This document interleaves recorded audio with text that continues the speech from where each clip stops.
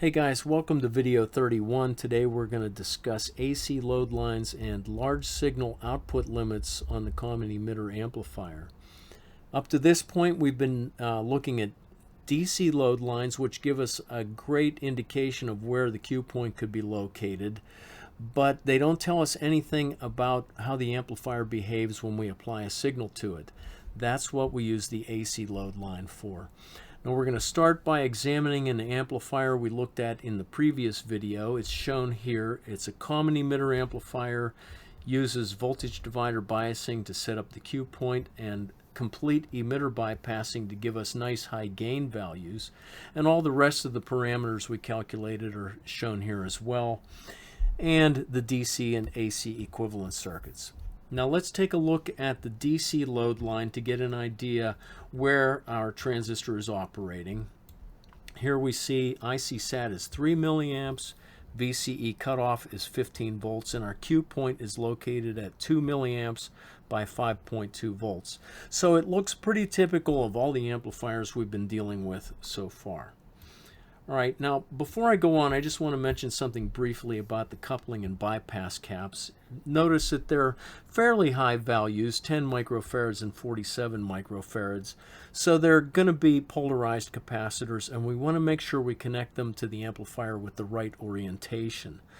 The collector is sitting at 7.2 volts with respect to ground, so we want to connect the positive terminal of C2 to the collector. The emitter is sitting at 2 volts, so the positive terminal of C3 goes to the emitter. And the base is sitting at 2.7 volts, so the positive terminal of C1 connects to the base. We want to make sure we get this right, otherwise it's going to cause problems. All right, so back to the subject at hand. We move down here and I've duplicated the DC load line, and over here in this red box you see the equations for the AC load line limits. IC sat is equal to ICQ plus VCEQ over the sum R prime C plus R prime E, and VCE cutoff is VCEQ plus ICQ times the sum R prime C plus R prime E. Now, very often R prime E equals 0. That's when we fully bypass the emitter. Or it's very small compared to R prime C, typically when we use partial bypassing. And when that's the case, we can use these simplified versions of the load line equations. All right, now notice I used lowercase italics for the AC load line values and uppercase for the DC load line. All right, a couple of more things about the load line. The AC load line always passes through the Q point, so it's going to intersect the DC load line at the Q point. Sometimes the AC load line can be identical to the DC load line. It doesn't happen very often, but it can. And it happens if we don't bypass the emitter, that is, we get R prime E equals RE. And if the load resistor is very large compared to RC, that can happen if we don't connect the load to the amp at all. All right, like I said, it doesn't happen often, but it can. And finally, when we use capacitive coupling, the AC load line is steeper than the DC load line. All right, so let's just go ahead and calculate the AC load line limits for our amplifier, starting with IC sat. Okay, IC in saturation equals ICQ, which is 2 milliamps, plus VCEQ over R prime C, so that's 5.2 volts divided by 1300 ohms. And let's see what we've got here. 5.2 divided by 1300 is 4 milliamps. So this term is 4 milliamps plus 2. That means this is 6 milliamps. Okay, so IC sat is 6 milliamps. VCE in cutoff is VCEQ 5.2 volts plus ICQ 2 milliamps times R prime C 1300 ohms. And let's see what we get here. 2 milliamps times 1300 ohms is 2.6 plus 5.2 is 7.8 volts. 7.8 2.8 volts. Okay, so let's plot our AC load line. I'm going to use red this time. And 6 milliamps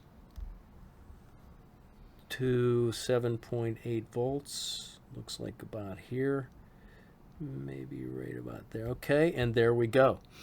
All right, now that's great. It passed right through the Q point like we expect. The AC load line should pass through the Q point, so everything looks good. Now let's talk about the significance of the AC load line. So coming down here, if we look at the AC load line, whenever the output of the amplifier goes positive, that is when the load voltage goes positive, the transistor is moving towards cutoff. Okay, the Q point is moving along the AC load line this direction. Whenever V out is negative going, the Q point is moving along the AC load line towards saturation. And notice that the distance we can travel is not the same each way, so we're going to have asymmetrical clipping. All right. Whenever we hit the end of the load line here, the amplifier clips either on the positive going signal or on the negative going signal. All right. The output compliance is defined as the maximum unclipped output voltage, and it's the lesser of VO max or the magnitude of VO min. All right. When we've got full emitter bypassing or partial with R prime E much less than R prime C, VO max is given by ICQ times R prime C, that's this distance, and VO min is simply negative VCEQ, that's the distance from here back to the origin. All right, for this amplifier, we're going to clip at positive 2.6 volts and negative 5.2 volts. All right, if we wanted to get symmetrical clipping, we have to set VO max equal to VO min, and our Q point is going to be exactly in the center of the AC load line. That's not always very easy to do, okay? And it's not always necessary either, but that's what we'd need for symmetrical clipping. All right, now let's take a look at another amplifier. All right, in this example, we've got a little more complicated circuit. It's a bipolar power supply with voltage divider biasing, and we did a circuit similar to this back in video 18, so if you want to refresh your memory, go back there and you can see how we determined the Q point and everything for this circuit. But briefly, when we open all the capacitors and draw the DC equivalent, we get this circuit. We're going to Thevenize the voltage divider on the base, and we get this. Okay, so VTH is 15 volts times 3.3K over 18.3K, 2.7 volts, and RTH is R1 in parallel with R2, which is 2.7 K ohms.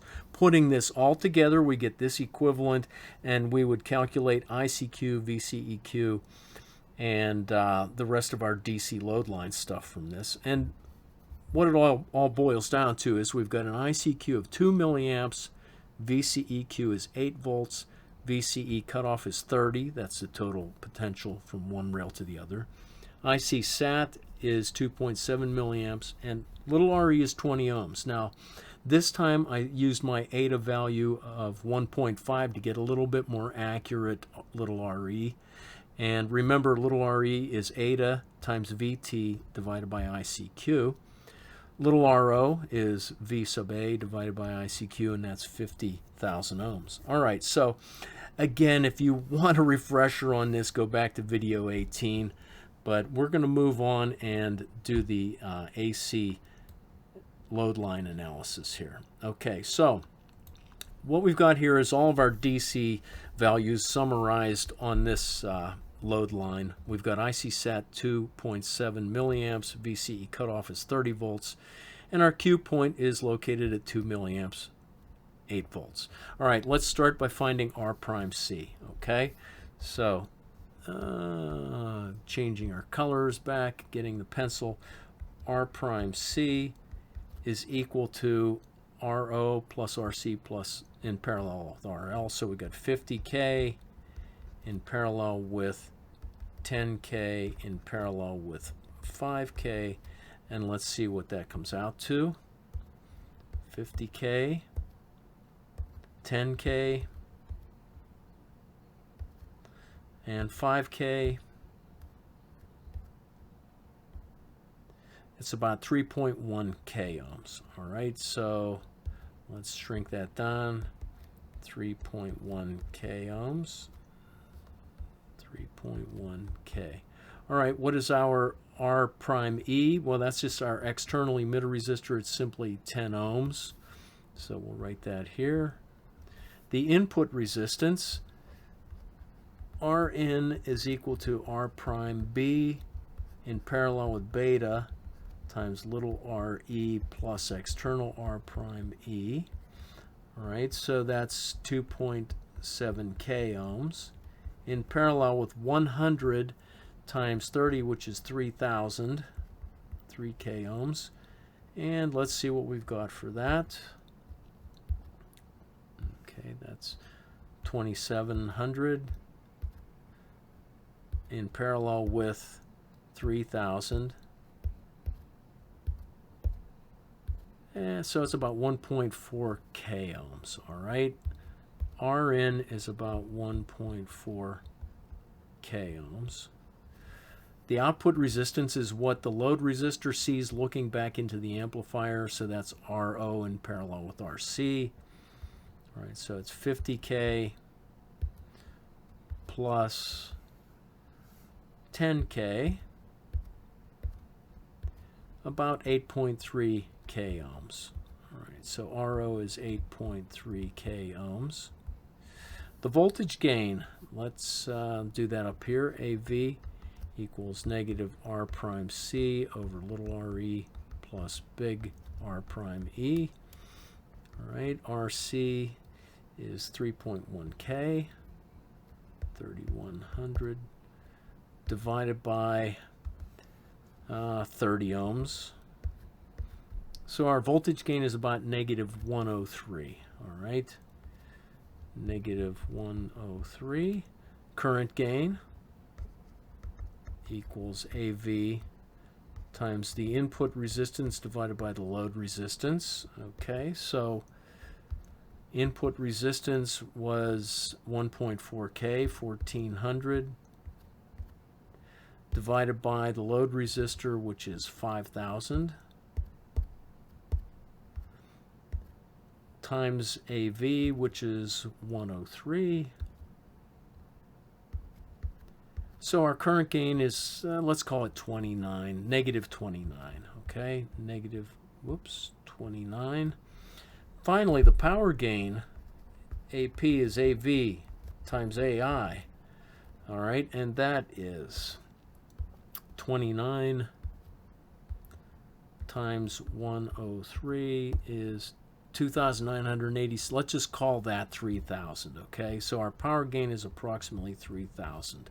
All right, so that's the usual stuff we've calculated. Now let's clear out our workspace here and let's determine our AC load line parameters. Okay, there we go. All righty, so IC sat is ICQ 2 milliamps plus VCEQ, which is 8 volts, divided by R prime C.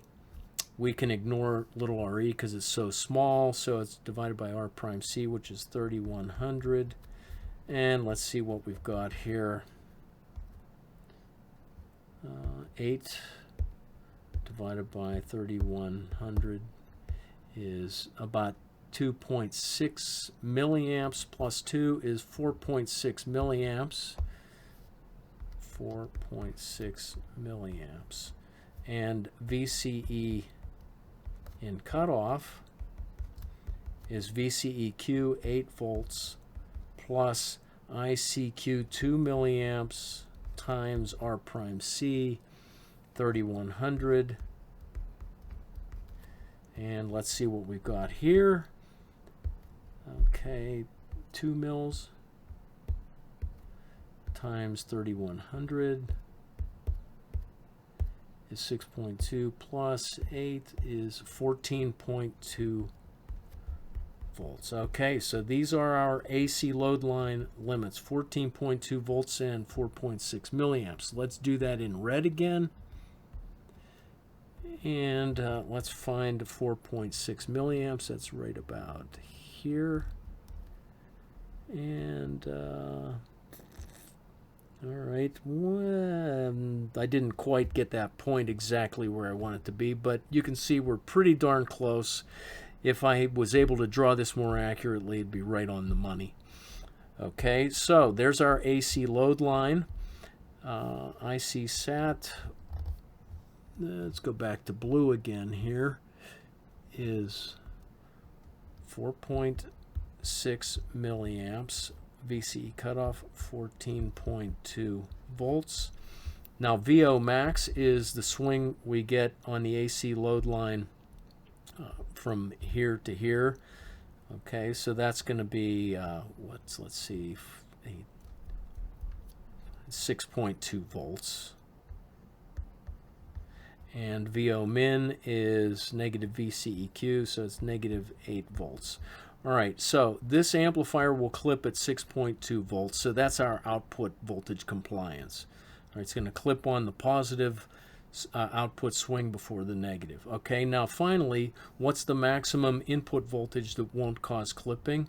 Well, V in max is going to equal the maximum of these two that is going to cause clipping. So that's 6.2. It's going to be VO max divided by the voltage gain. So that's 6.2 volts divided by 103. And what do we have here? 6.2 divided by 103. About 60 millivolts. 60 millivolts peak. All right. We can't let our input signal go above 60 millivolts peak or we're going to get clipping.